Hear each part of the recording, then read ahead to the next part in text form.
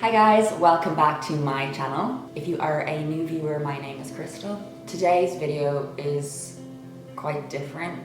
This is quite a difficult video to share because this is a very personal story for me to be sharing. However, I feel if I share my story about my experience, that it could potentially help other people out there going through this, or it might bring awareness to people who are currently experiencing the symptoms that I experienced.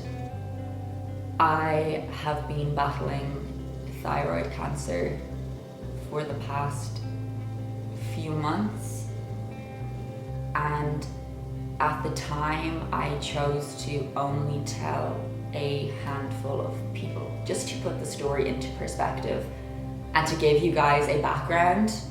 In general, people know me as a very energetic person, a very chatty person, someone who has way too much energy for one person.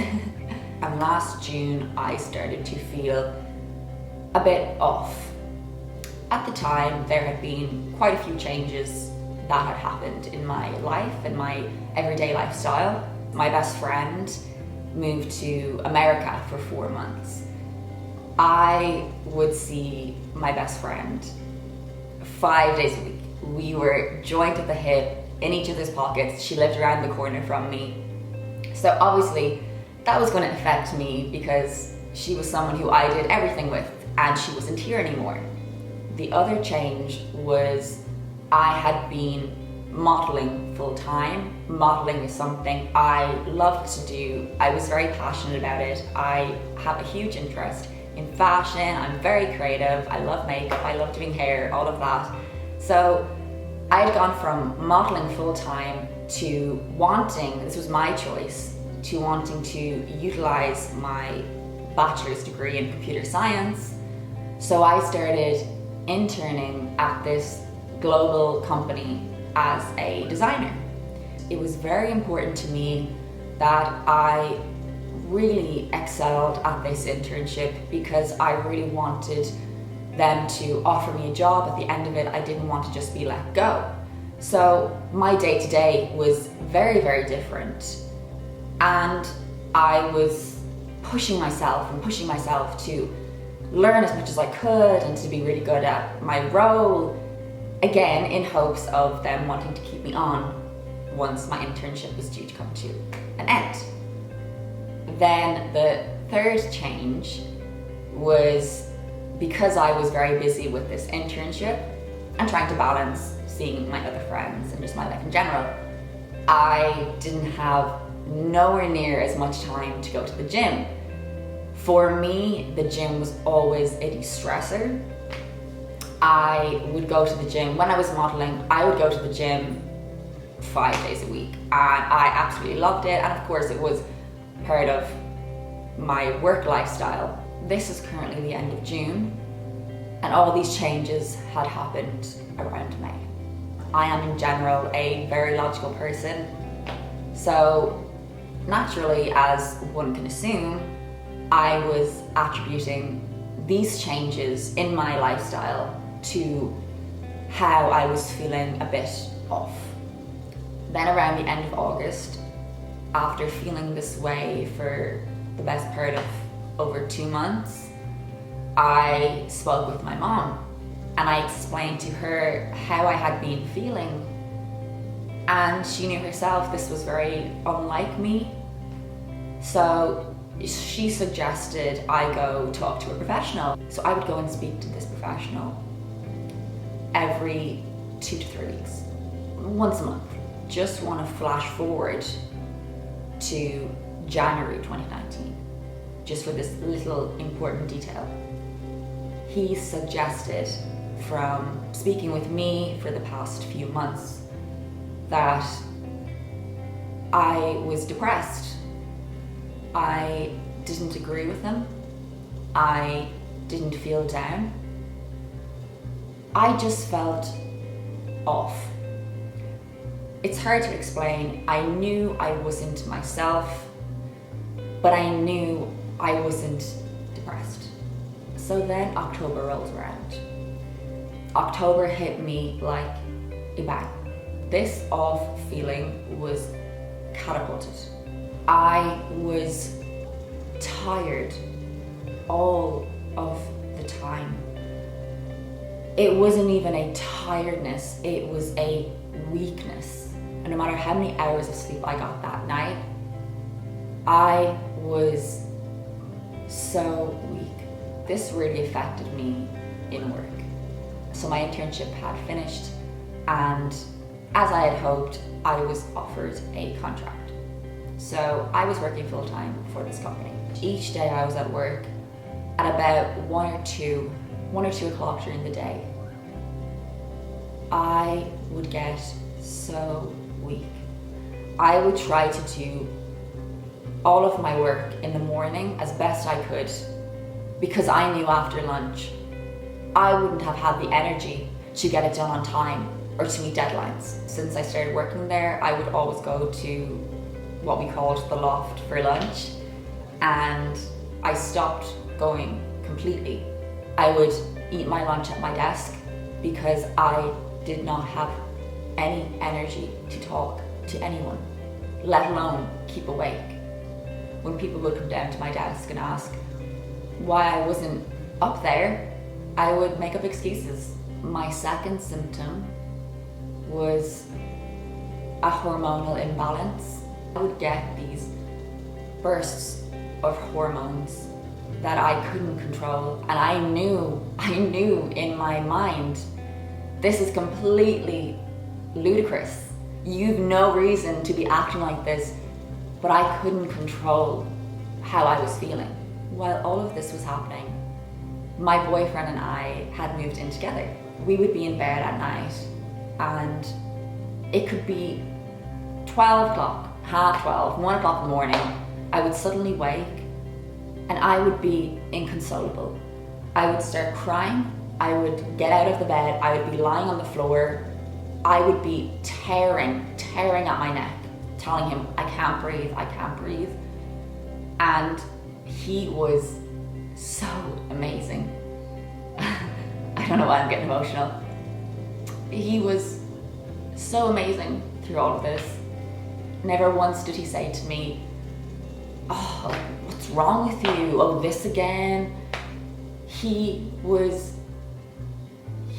just knew from the year and a half he knew me. He just knew this was not Krystal. And I would be lying there and I'd be inconsolable.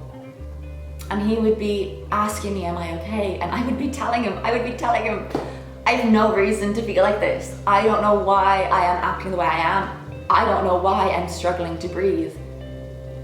I don't know what's wrong with me. And he would just sit there with me until it passed. And this happened about 3 or 4 times a week. And a part of me was thinking, I didn't know what was going on with me, so a part of me was thinking, oh my goodness, he must be thinking, is this what it's like to live with this girl? That was exactly what I needed in my life. I needed not to explain myself because I didn't know what was going on. I couldn't explain myself. I needed someone who just knew, like I knew, this was not me. I don't act like this, ever. My third symptom was difficulty breathing. It would be very prominent when I would have my hormonal outbursts. I would be just tearing at my neck, saying, I can't breathe. I remember it happened a couple times in work where I just felt this tightness in my throat, and I would go to the bathroom straight away and I would be struggling to breathe. It would be like someone was choking me and I did not know why. Then my fourth symptom was a lump on my neck. It was Christmas Day. My boyfriend and I were down in his grandfather's house. It was late in the night. We were lying on the couch and we were watching something on TV. So all the lights were off and the only light reflecting onto us was the light from the television. I was lying here, he was lying to my left. My head was turned in this direction and my hair was completely off my neck. And my boyfriend looks at me and he just says, "What is that lump on your neck? It is huge." So I got up and I looked in the mirror. And as I looked in the mirror, it was like a golf ball right here under my skin. I thought, what is that? I've never been someone who suffered any health complications. I've been so lucky that way. So I thought, my goodness, what is this? Maybe it's an overactive thyroid, maybe it's an underactive thyroid. So naturally enough, as you do, I Googled my symptoms, which you're not supposed to do, and Google told me I had cancer. 2 weeks had passed and I was visiting my mom's house, and she was upstairs in the bathroom taking off her makeup, and as we always do, as we always catch up in the bathroom when she's taking off her makeup, I was sitting on the edge of the bathtub just looking at her like this, and my hair was tied up. And she was looking in the mirror, and from looking in the mirror, she just turns around and she says, "What is that lump on your neck?" My mom is very relaxed. She's not at all dramatic. And she got so serious so quick. And she said, "Have you been to the doctor?" And I said, "No." And she said, "Why haven't you been to the doctor? It's been 2 weeks. You need to go first thing tomorrow morning." So I did just that. I went to the doctor. He took my bloods. He tested my neck. He himself said it was a bit off. And he made an appointment to send me to get an ultrasound. I had gotten an appointment for the following week, in which I had a 40-minute ultrasound of my whole neck area, specifically honing in on this area right here. I was told the results would be in about a week. The following day, I was in work and my doctor rang me and he said, "Hi Krystal, your results came back from your ultrasound." He said, "We need to get your lump biopsied immediately."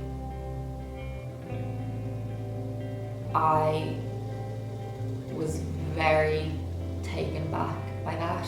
I think a part of me assumed it was an overactive thyroid, underactive thyroid. None of my family have any thyroid problems, but I think I was just being positive and being hopeful, and I was just leaning in a more hopeful direction than worst case scenario, what Google had said.